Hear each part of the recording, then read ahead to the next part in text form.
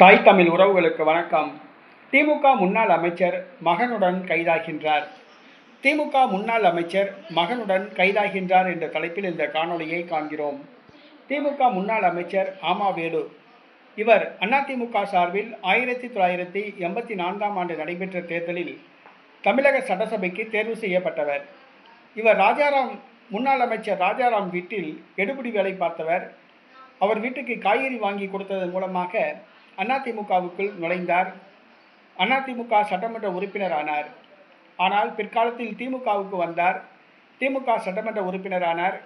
கருணாநிதி மற்றும் மு.க. ஸ்டாலின் அமைச்சரவையில் அமைச்சராக பணியாற்றினார்.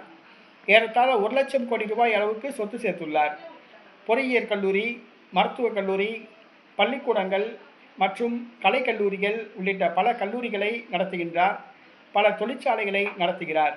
கடந்த 5 ஆண்டு கால திமுக ஆட்சியில் கோடி கோடியாக கொள்ளையடித்ததாக கூறப்படுகிறது. தற்பொழுது தமிழக வெற்றிக் கழகம் ஆட்சி அமைத்துள்ளது. ஆமாவேலு வைத்து வந்த துறையில் நடைபெற்ற ஊழல்களை விசாரணை நடத்தியுள்ளது. லஞ்ச ஒழிப்பு போலீசார் ஒரு சில நாட்களுக்கு முன்பாக அவரது வீட்டில் சோதனை நடத்தினர். முக்கியமான ஆவணங்கள் கைப்பற்றப்பட்டதாக கூறப்படுகிறது. ஆமாவேலு அவருடைய மகன் இந்த ஊழல் வழக்கில் தொடர்பில் உள்ளார் என்பது கண்டறியப்பட்டுள்ளது. திமுக முன்னாள் அமைச்சர் ஆமாவேலு மற்றும் அவருடைய மகன் லஞ்ச ஒழிப்பு போலீசாரால் விரைவில் கைது செய்யப்படுவார் என தகவல்கள் தெரிவிக்கின்றன. திமுக முன்னாள் அமைச்சர் ஆமாவேலு மற்றும் அவருடைய மகன் லஞ்ச ஒழிப்பு போலீசாரால் விரைவில் கைது செய்யப்படுவார் என கூறப்படுகிறது. திமுக தலைமை ஆமாவேலுவை கைவிட்டு விட்டதாக கூறப்படுகிறது.